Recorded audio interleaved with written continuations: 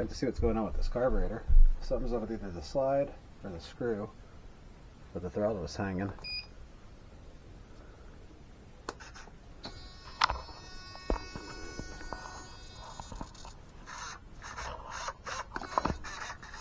Oh, now it popped off entirely. What on earth? What kind of gremlins am I facing here?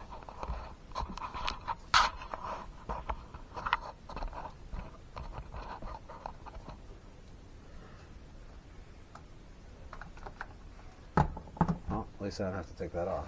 So it's one more thing I would have to disconnect. There's the throttle linkage coming off the little ball of the carburetor.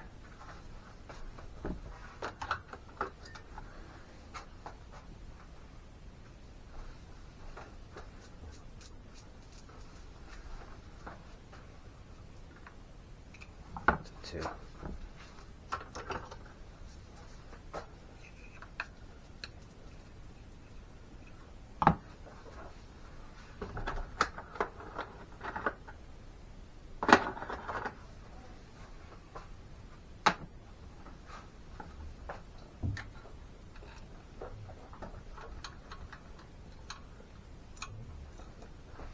I think that big tight throttle return spring pulled it at an awkward angle and eventually messed up the channel on the carburetor slide.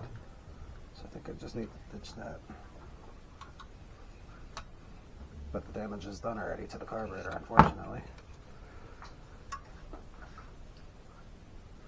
Oh, come on.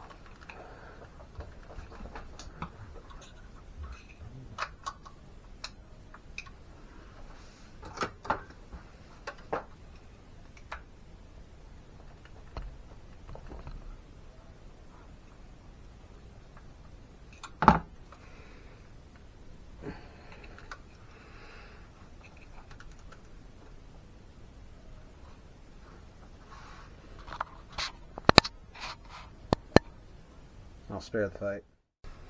Finally got it out. Let's see what's going on. First things first though. Up a hole in the engine. Keep that clean. So I'll normally turn the crank so that way the port on the crank is closed for this. So that way, just in case if anything makes it past the little paper towel I'm jamming in there, it's just going to rest on top of the crank.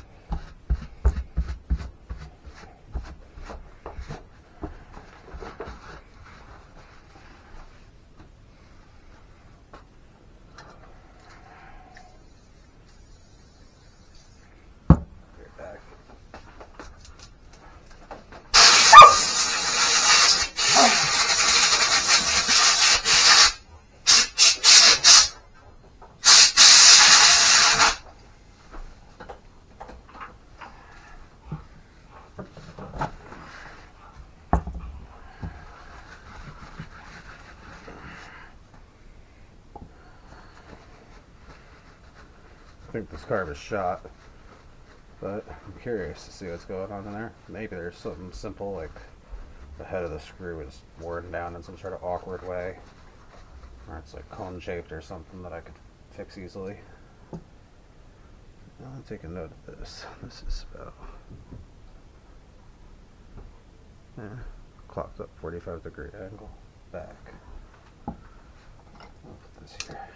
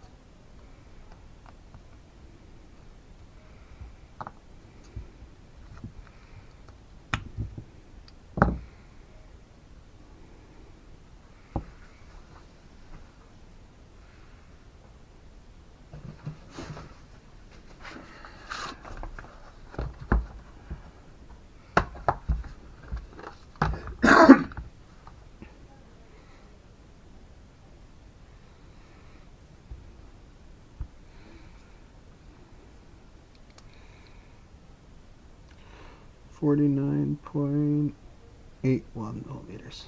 Now I don't need to guess the idle gap. I'll put this back together. 49.8.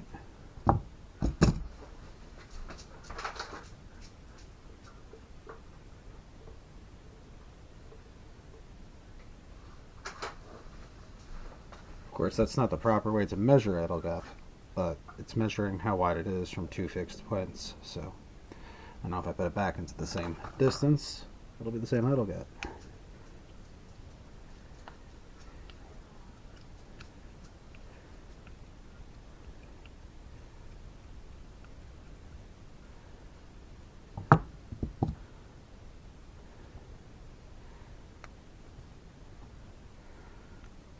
The screw looks fine, so it's not looking good for the slide.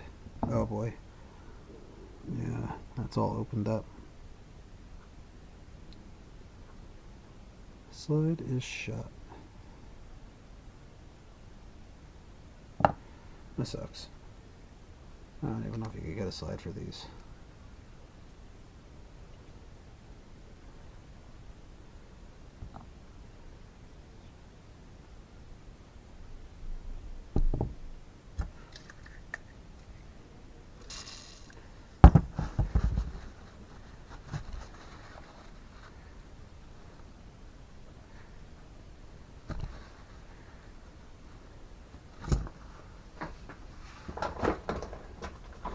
I'm curious though, this might work fine without the throttle return spring. But I don't know if I'll trust it.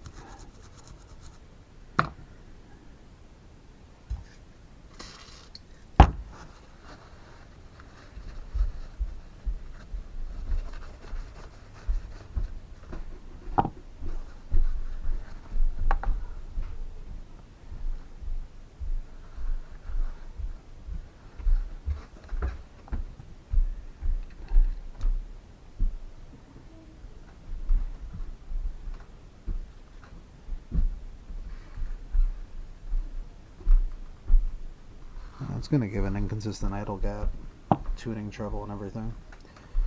I'll put another carb on here, but I will put this back together to be salvaged another day.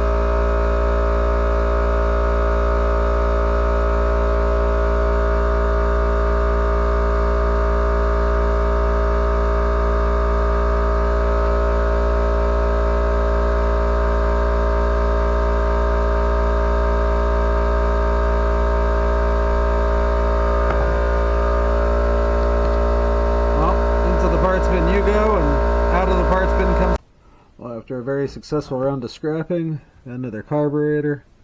This is actually from a KE25. I had to do some transplants. I had to put the metal fuel nip on. I find that the plastic ones leak with the primer on that tank. It doesn't handle the pressure well, so I put that on from the big red carb. And the boot was missing, so I had to put the boot on from the big red carb, but it left a gap here. I put 2 O-rings in there. Now it's nice and tight. Should be ready to drop in. Obviously it'll need to be tuned from the top. I think the Venturi is a little smaller than this one. I'm curious to measure.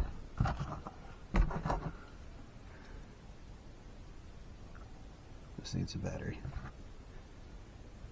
So the big red carb is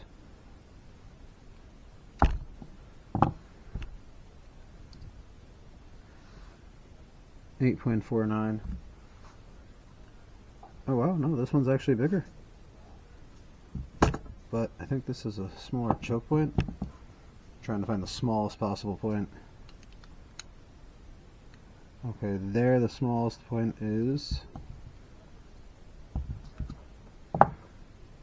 8.32. This, the smallest point, is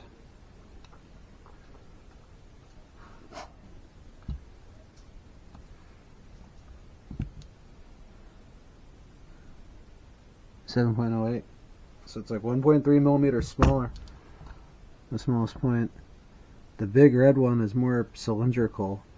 The KE25 one has more of like an hourglass shape to it. So one would think this will lead to more air velocity. So my guess is with this carb I'm going to have a little bit better fuel economy, so longer runtime per tank, and a little better throttle response and low end torque at the sacrifice of some high end screaming power, which I rarely use anyway. So it should actually be an improvement. And this is aluminum body, this is composite body, so this should do better with hot start too. Let's check it in.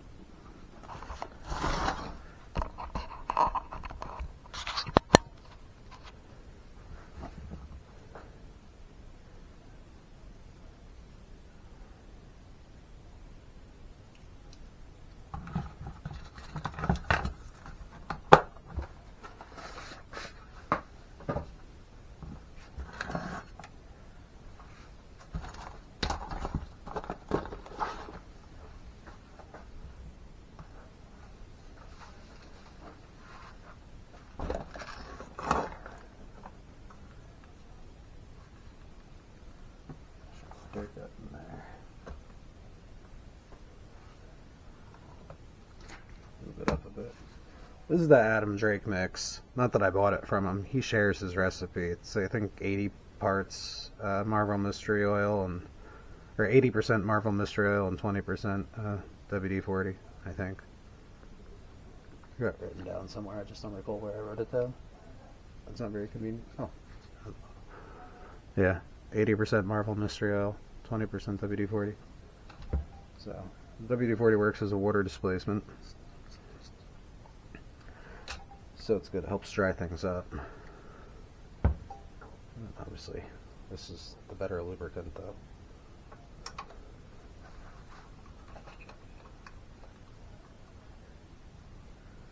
So, right now it's just more of a test fit to make sure the linkage and everything lines up right.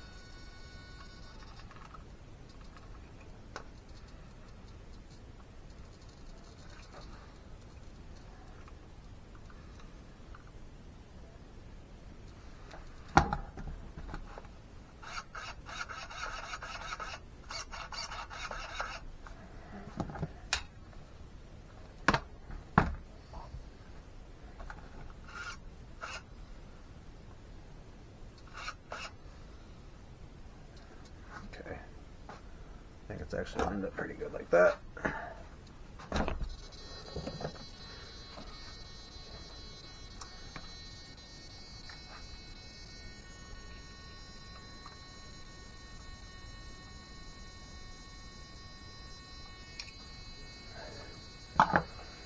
At home.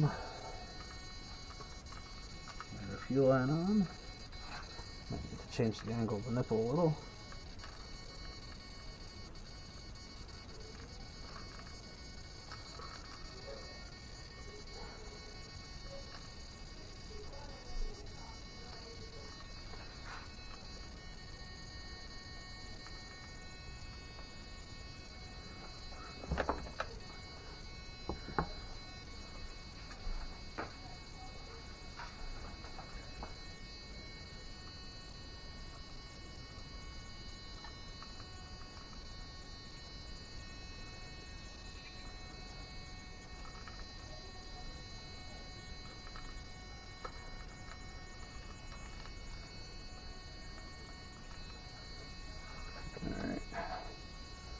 And the fun part, tweaking all the adjustments.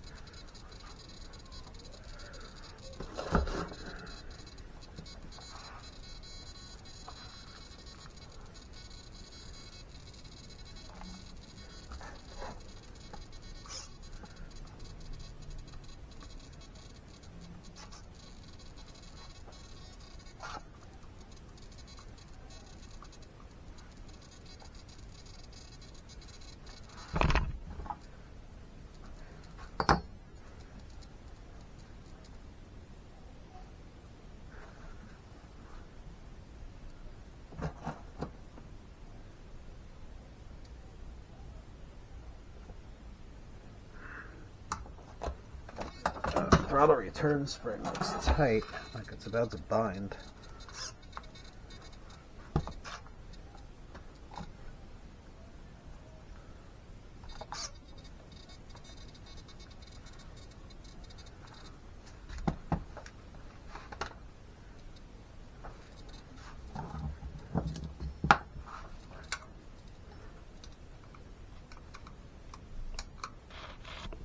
Oops.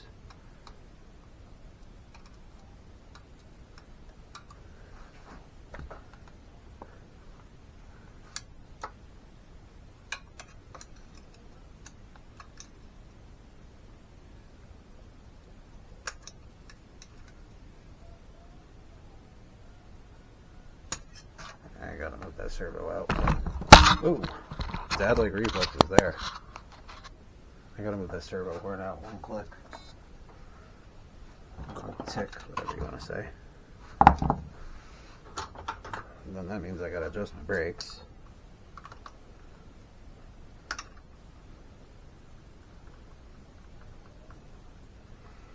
I always like to have my stuff set up where the trim could be at 0. So if I need to move a horn around and adjust some linkage to keep it at 0, I'll do that.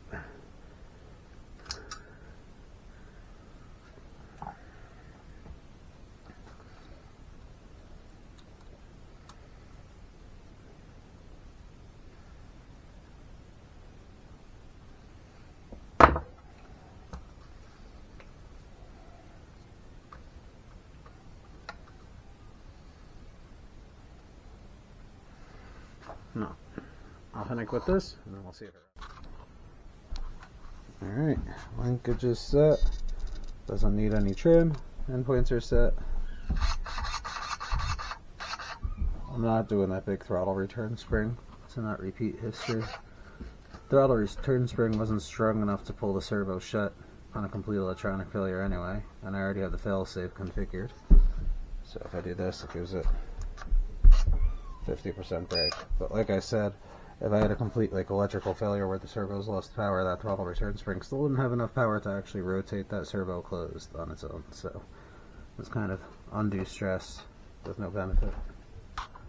Dinner time now. We'll fire it and tune it tomorrow.